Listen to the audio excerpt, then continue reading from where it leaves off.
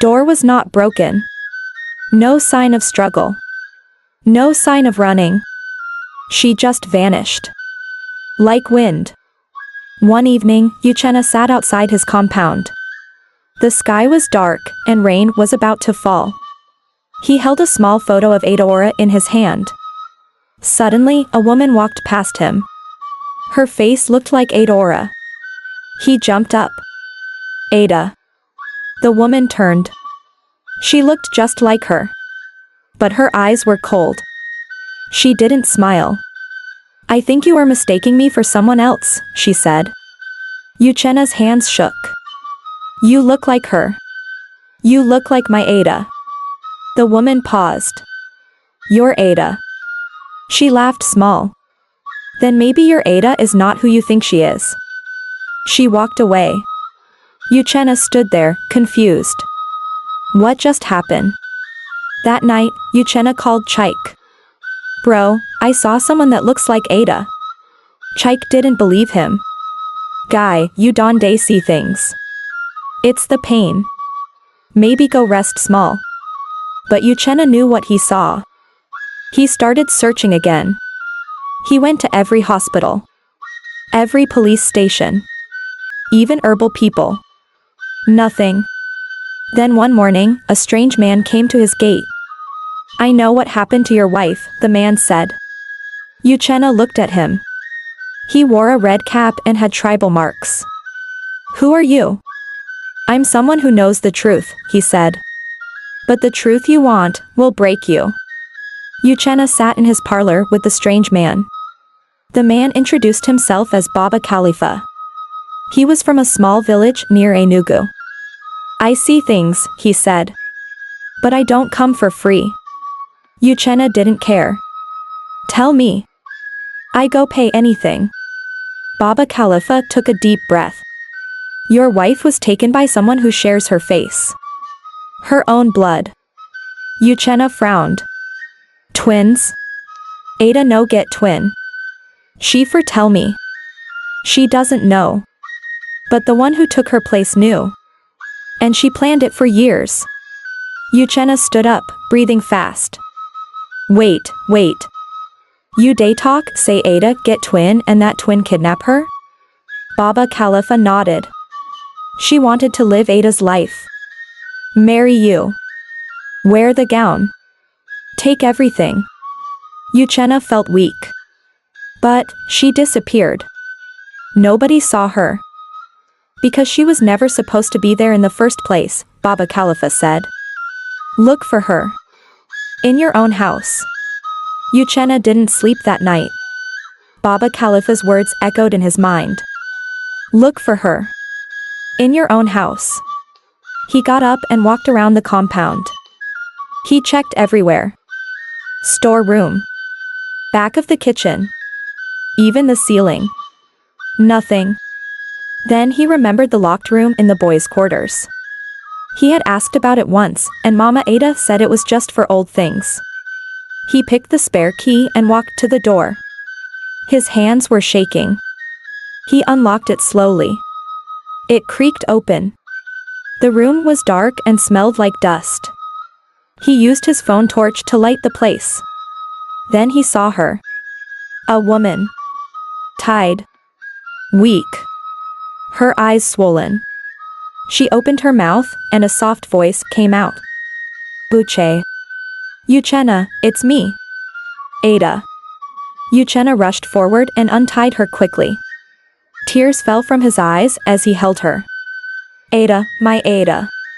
Oh God, what happened to you? Adaora could barely talk.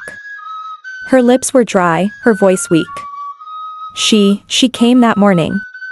She entered the room. I thought it was a mirror. But it was her. She looked just like me. Uchenna wiped her face. Who? Who looked like you? My sister.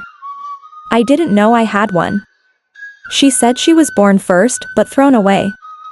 Then she came back to take my life. Uchenna stood still. It sounded like madness. But Adaora was not lying. He gave her water, covered her with a wrapper, and called Chike. Call the police. She's alive. I found her.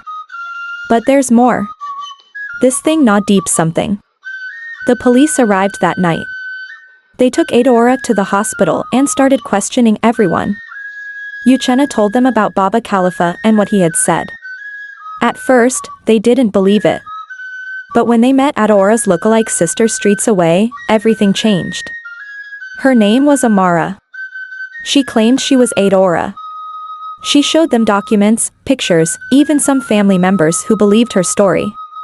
But now, there were two Adoras. The police were confused. DNA tests were done.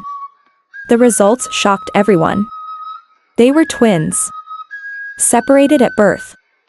One given away. One kept. Amara had grown in hardship, watching Adora from a distance. She planned the switch for years. And on the wedding day, she did it. But she never thought Adora would be found. Now, both stood before the law. And the truth was only beginning to unfold. Adora and Amara sat in two different chairs at the police station. Both had the same face. Same voice. Same eyes. But only one of them lived Adora's life. And now, the world had to know the truth. Inspector Jide, the officer in charge, paced slowly across the room. He had seen many things in his career, but this case was different.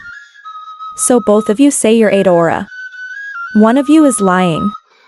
And we will find out who. Amara smiled calmly. I am Adora. That girl is confused. She's sick. Check my documents. Check my photos. Even check my social media. I've been with Uchenna. I've been his fiancé for years.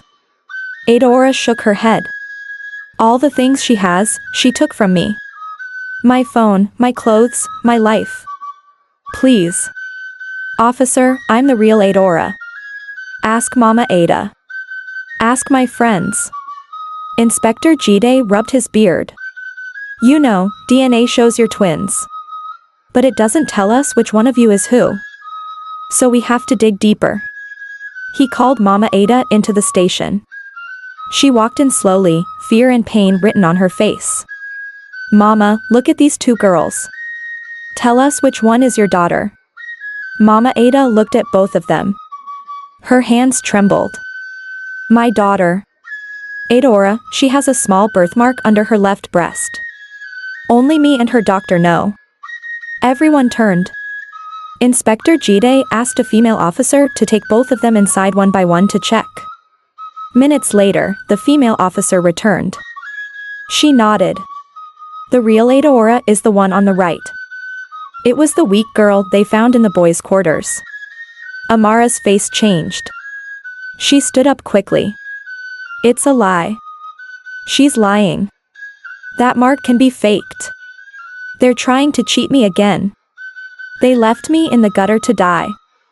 And now that I came to take what's mine, they want to push me away again. She charged at Adora. Police officers held her back. She kicked, screamed, and cried. You all will regret this.